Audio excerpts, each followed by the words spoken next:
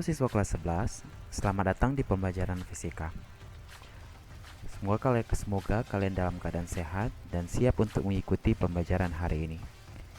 Hari ini kita akan mempelajari suatu topik, namun sebelumnya, coba kalian perhatikan gedung-gedung di sekitar kita, seperti jembatan, rumah, sekolah, atau gedung apa saja yang ada di sekitar kita.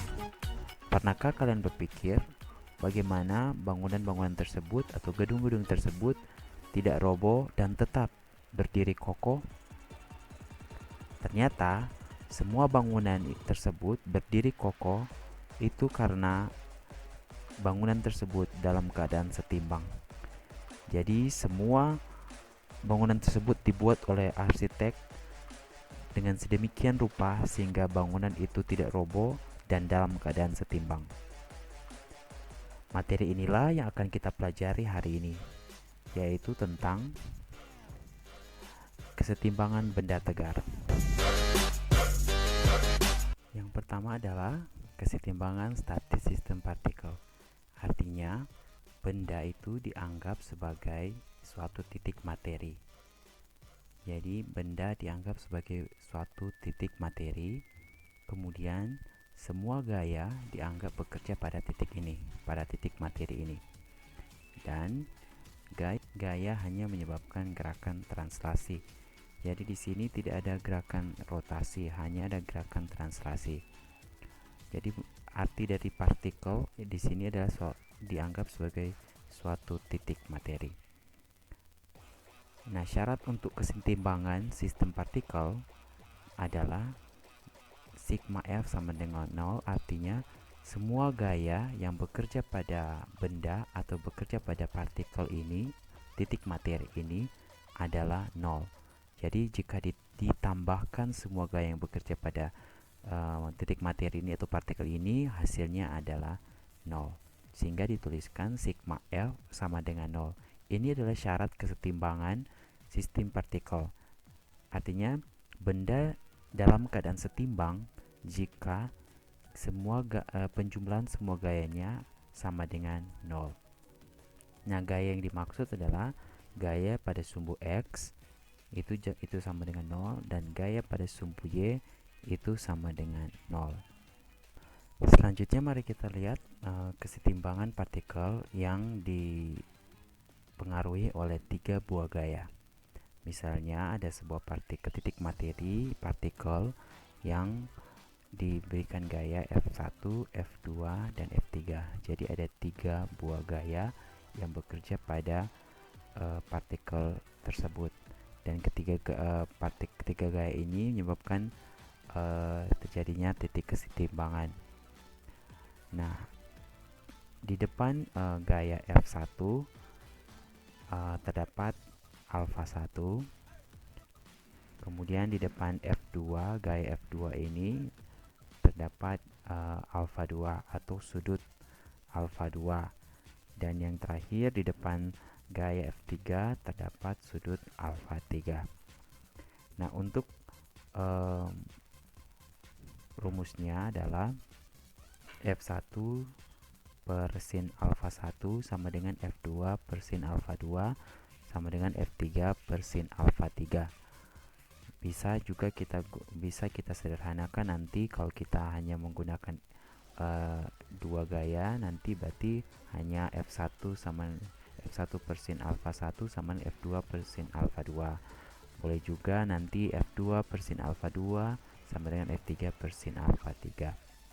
Inilah persamaan untuk kesetimbangan partikel pada 3 buah gaya. Selanjutnya mari kita lihat contoh soal berikut. Perhatikan gambar berikut. Jadi dalam gambar terdapat sebuah beban, sebuah massa yang digantung menggunakan tali. Tali yang pertama membentuk sudut 60 derajat terhadap sumbu datar atau bidang datar. Tali yang kedua membentuk sudut 30 derajat terhadap bidang datar. Jika gravitasi 10 meter per second kuadrat, maka tentukanlah gaya tegang tali T1 dan T2. Untuk menjawab pertanyaan ini, kita analisis terlebih dahulu apa yang diketahui pada soal ini. Yang diketahui adalah massa sama dengan 10 kg dan gravitasi 10 meter per second kuadrat. Dan juga ada sudut yang diketahui yang terbentuk antara tali dengan bidang datar. Yang ditanya adalah gaya tegang tali 1, T1 dan T2. Penyelesaiannya, mari kita lihat diagram gaya yang bekerja pada benda. Jadi ada gaya pertama, gaya tegang tali T1, gaya tegang tali T2, dan gaya berat. Gaya berat disimbolkan dengan W dengan rumus M kali G. Kemudian T1 itu membentuk sudut 60 derajat terhadap bidang datar, T2 membentuk sudut 30 derajat terhadap bidang datar. Kalau misalnya kita tarik garis seperti ini, garis putus-putus sejajar dengan bidang datar, maka menurut matematika sudut yang berseberangan memiliki nilai yang sama, sehingga boleh kita tuliskan seperti berikut. Nah, selanjutnya jadi kita akan menentukan sudut alfa 1, alfa 2, dan alfa 3.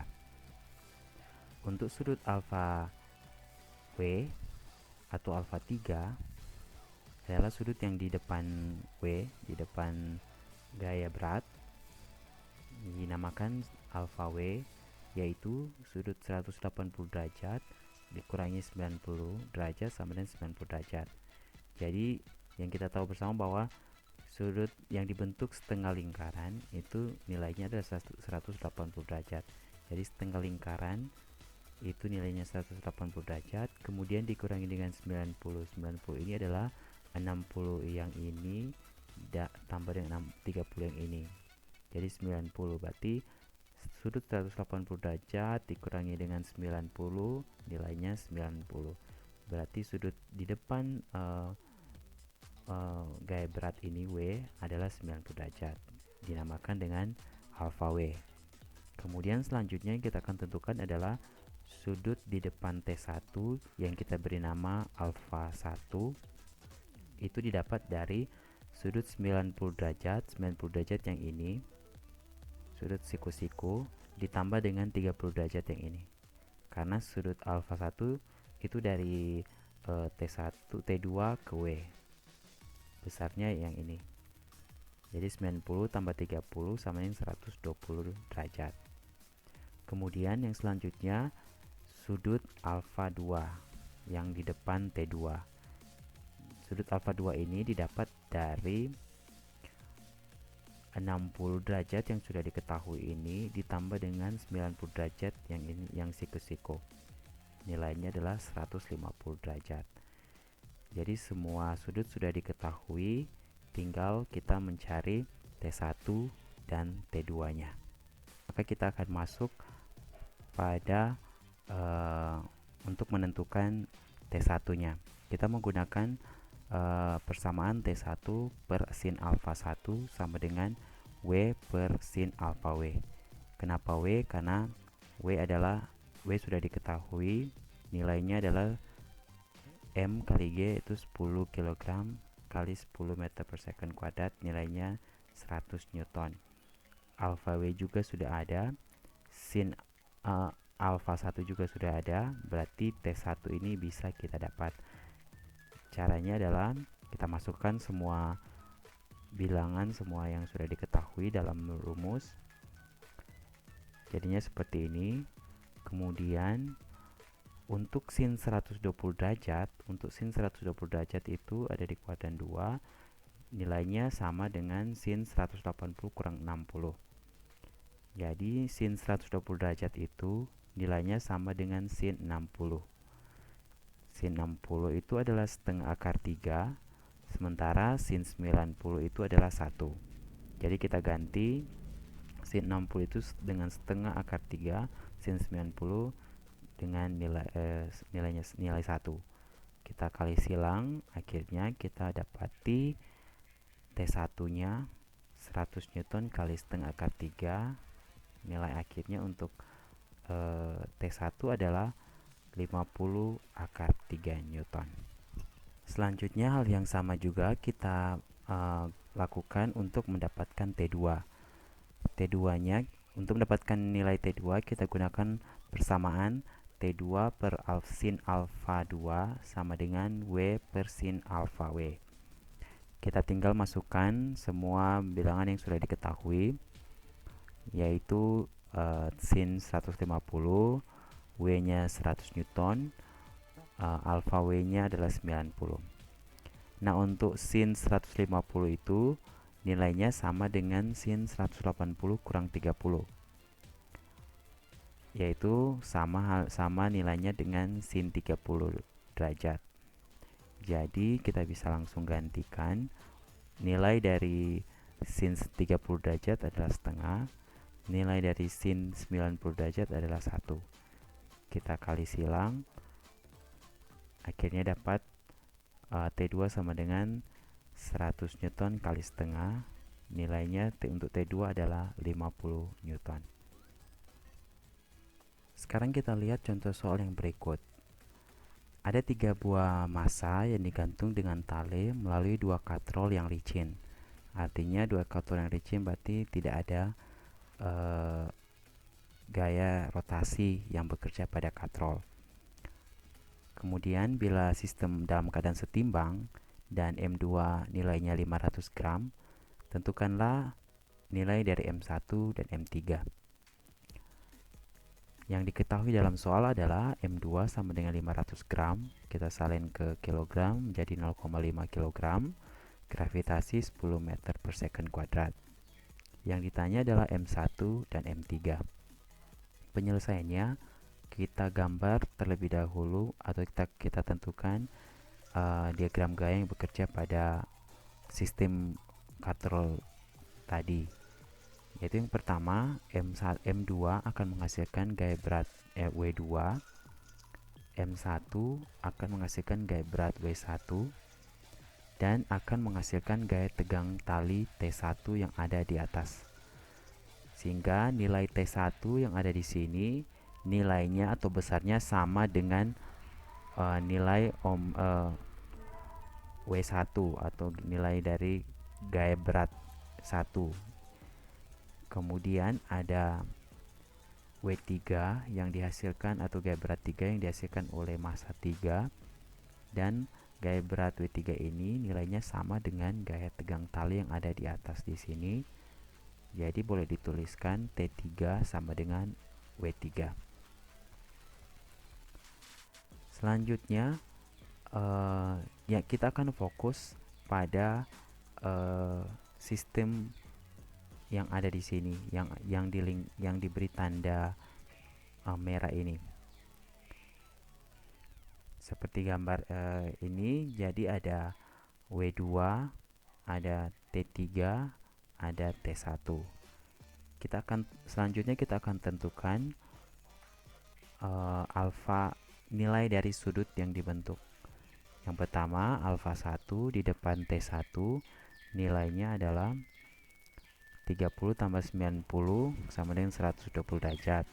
Kemudian alfa 2 yang di depan W2 nilainya adalah 90 derajat.